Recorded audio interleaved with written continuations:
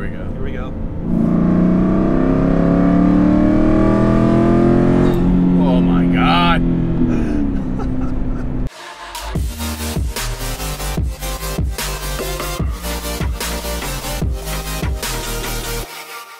Hey, what's going on, guys? Welcome to Shifting Lanes. My name is Hanson, not Gregson.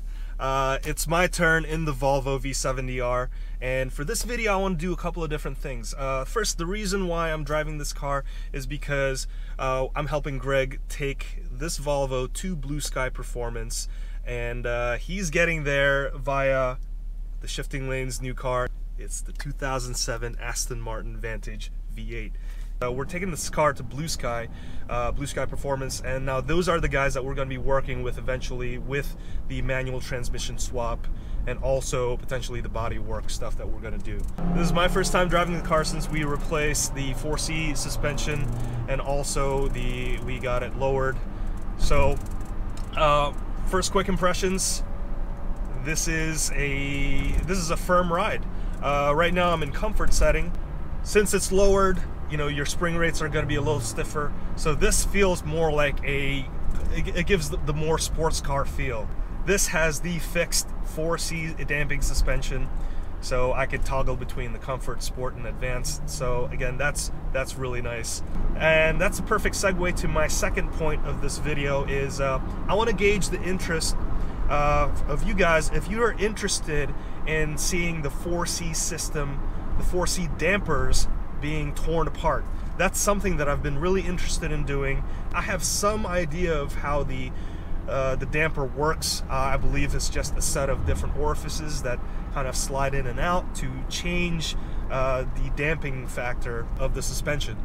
So I want to take that apart, and if you guys are interested, I'll make a video of it and show it to you guys. I think it's going to be really fascinating. As for the third part of this video, I just want to give an update of what we're going to do to the Volvo V70R. We've got the exhaust in our possession now, the Borla exhausts. So we're going to install that in a separate video. And the fourth part of this video, I want to get Greg's first impressions driving the Aston Martin Vantage V8. I just want to show you what it's like to drive behind it, because that's Greg right now driving this, and I'm sure he's having a hell of a time. So we'll pick this video back up once we arrive at BlueSky Performance, and then we'll jump in the car to see what it's like to drive that thing.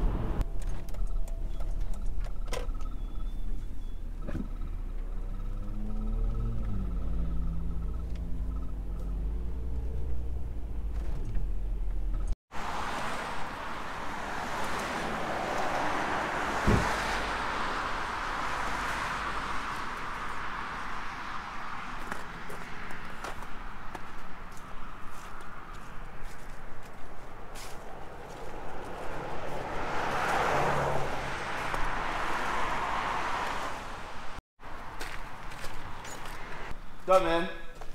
Pretty good. How are you? Except for when I go through ball joints and control. So, big daddy dropping that thing off, great. Well, I mean, if it's cool with you guys, when we do stuff to the Volvo, I'll just leave that here. So we're just gonna throw our quick jack in the Volvo and then go there, do the exhaust, and then bring it back. Yeah. But if there's because what I want to do is plasti dip it. So we just partnered with them on a kit. Okay. To make it look better until we actually restore it. Yeah. So, because what I want to do first is the manual swap and do like all the stuff. And this is a custom fabrication shop. We can figure it out. Yeah, it'll work. It's Yeah. just there'll be head scratching for sure.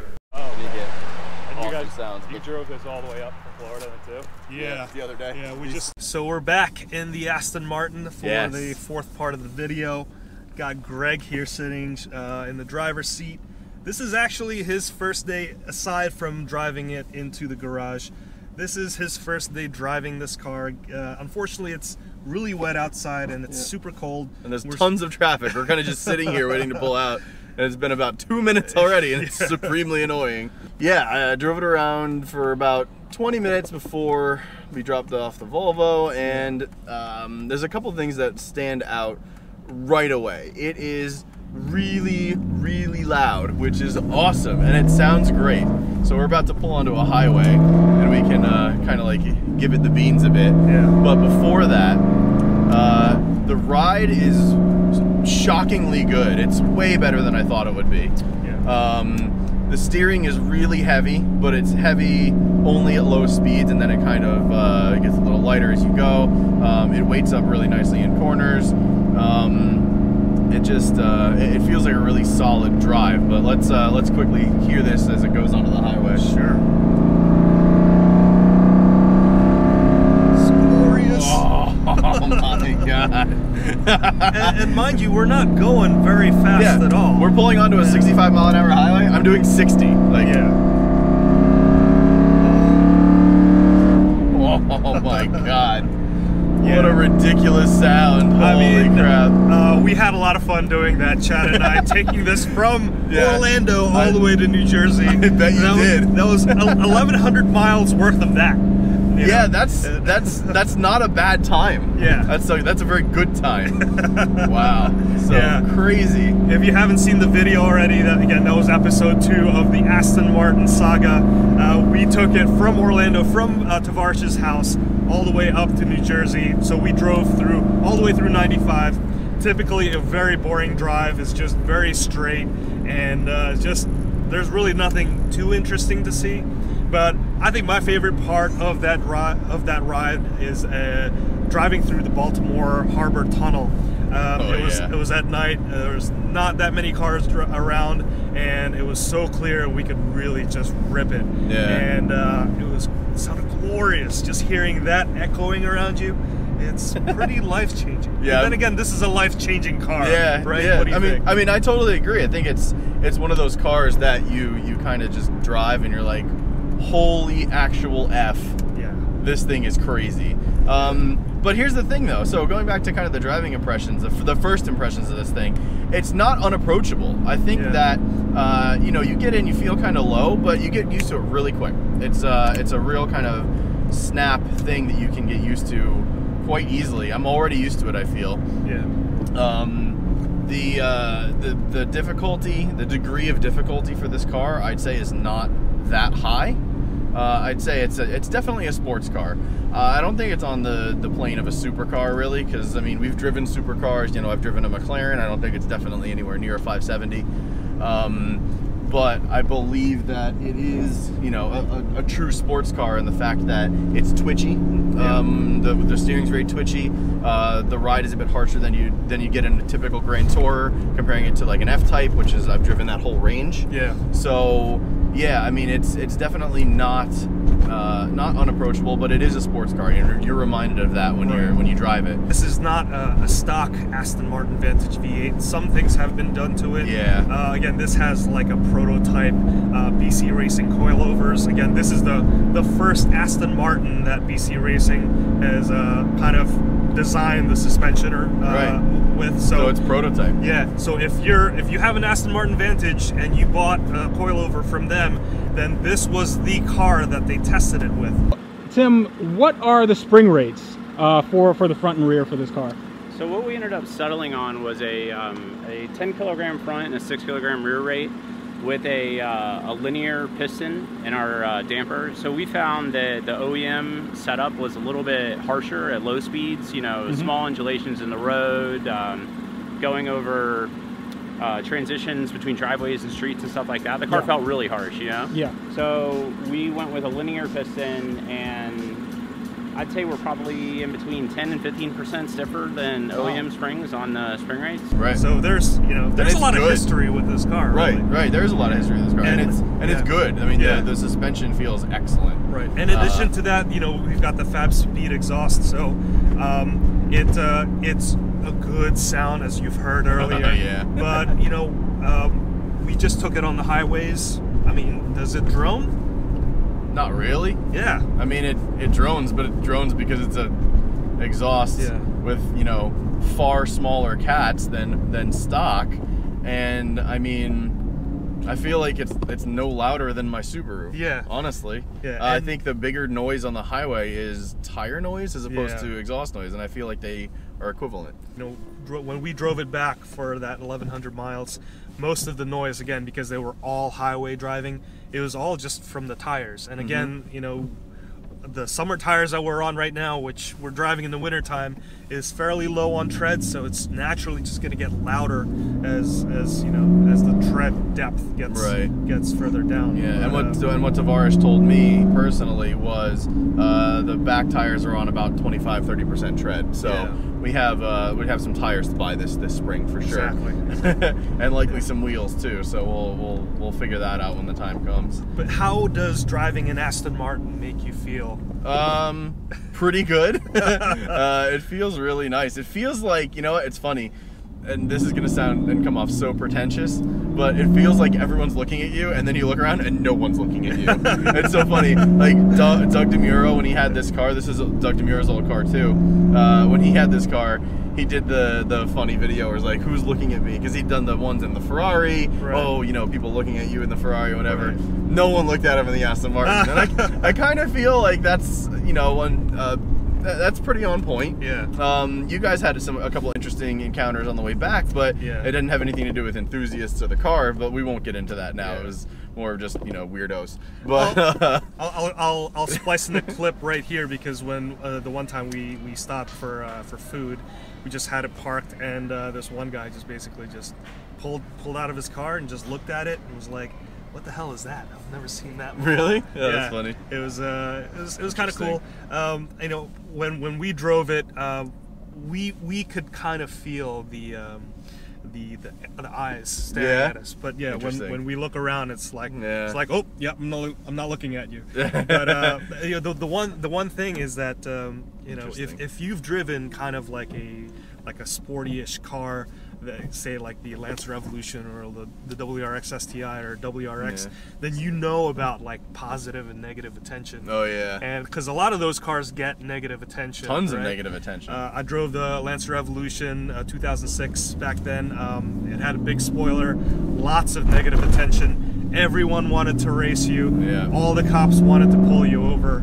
Yeah. With this car, I feel like it's the opposite. It's positive attention. Yeah, so I agree. Yeah. I mean, otherwise, driving impressions are really good. I think that's, you know, it's a really, really nice ride. You can almost say that this is a Grand Tour. I don't think it quite is because of how it sounds and you know, how the power is delivered. I think that, you know, if you're comparing it to an F-Type, an F-Type's definitely more of a Grand Tour than this thing, even though it has, what, 200, almost close to 200 more horsepower, because this is 380 from the factory. F-Types are 550. Just listen to this instrument. Oh my god. Even with that kind of massive power gap, the F-Type is definitely more of a Grand Tour. It's more, it feels more padded, I guess is a good word. It feels more insulated. This seems like, you know, it's not stripped out, but it feels more sports car than a Grand Tour. Certainly feels that way.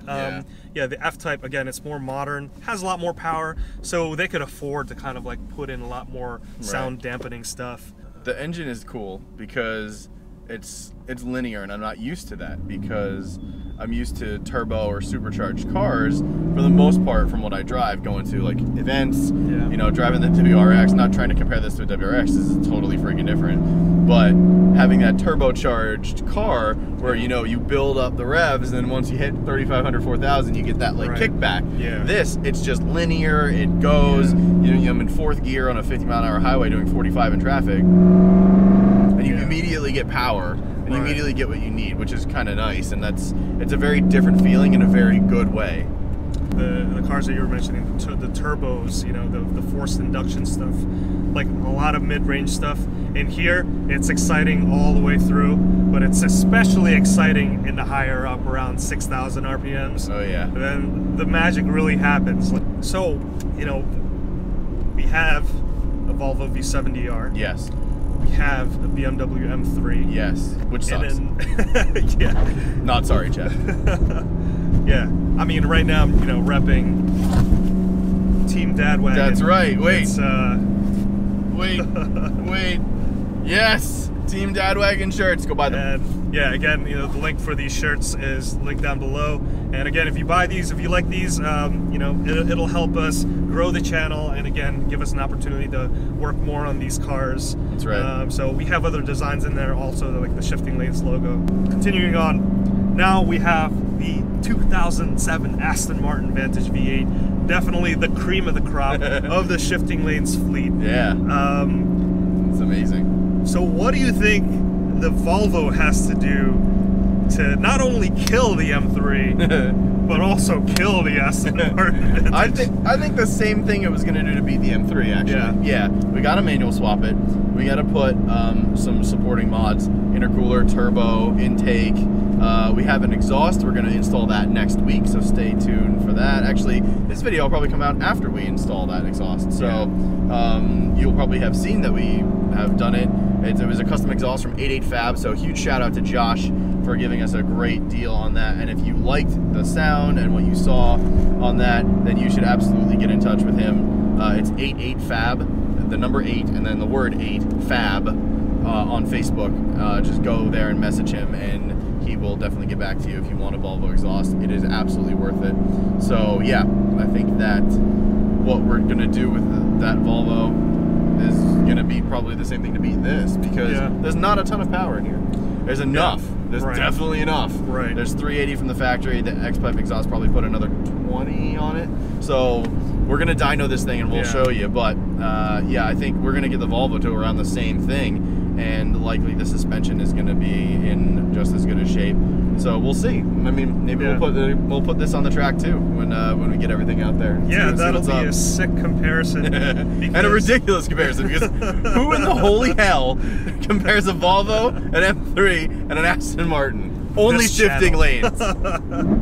But yeah, that'll. I mean, there's a lot of Volvo components in this car, so they're it's not that. Here we go. Here we go. Oh my God!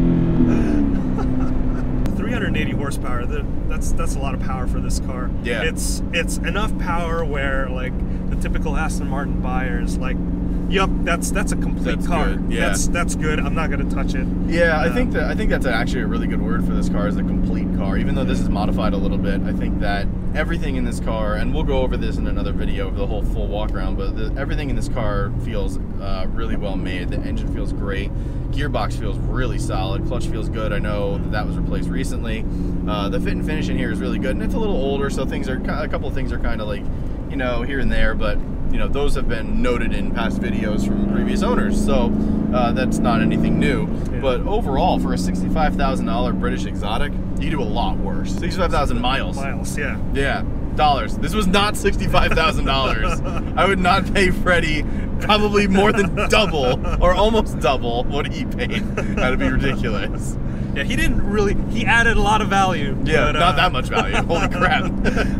Yeah, 65,000 mile Aston Martin, because it's right now 65,715. According to Doug, you know, the average Aston Martin driver puts on about 2,000 to 3,000 miles a year. Mm-hmm. And you just did 1,100. Yeah, we just did 1,100, so you can't drive this for the rest of the year. Well, that's not fun. I'm gonna go ahead and just not listen to anything you just said.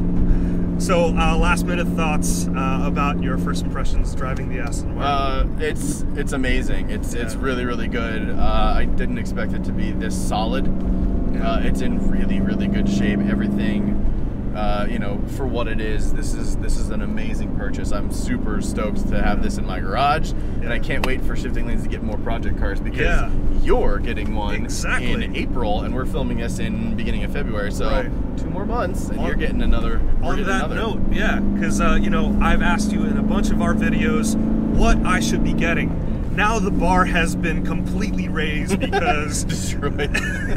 Sorry. The bar is like downright broken and shredded, recycled into a new bar that's been broken again. So now we need something that will, you know, maybe not beat it in power, but once it's been upgraded and tuned, that it's going to provide the advantage with a considerable matchup. Yeah. So give us some clues, some ideas as to like what we should kind of go towards.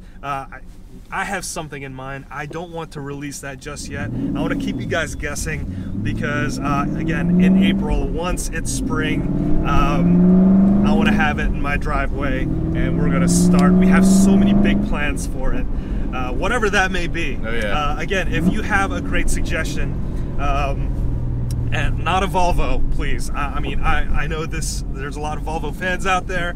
Aston Martin Vanquish. I'm very loose with your money. Which I don't have any. That's correct. But, yeah. We don't have any. Actually, I'm very loose with the shifting lanes budget. As you can tell. Clearly. But you know, it's my budget is somewhere around 15 to 20K. So something that's like a great platform that we could tune, that could make a lot of power. So let us know in the comments below, and we're gonna consider it. With that said, we're going to wrap this video up here because we're about to go home here. Yep. Thank you so much for watching till the end. My name is Hanson, that's Gregson. If you haven't already, please subscribe to the channel down below. Follow us on Twitter, Facebook, Instagram.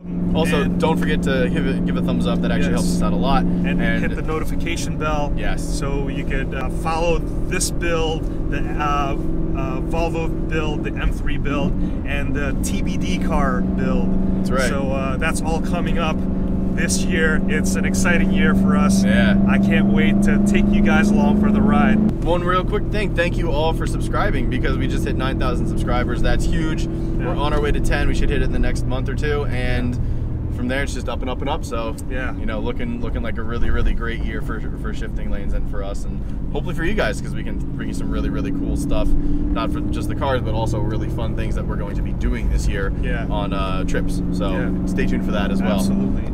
So thank you very much. With that said, we'll see you next time. See ya.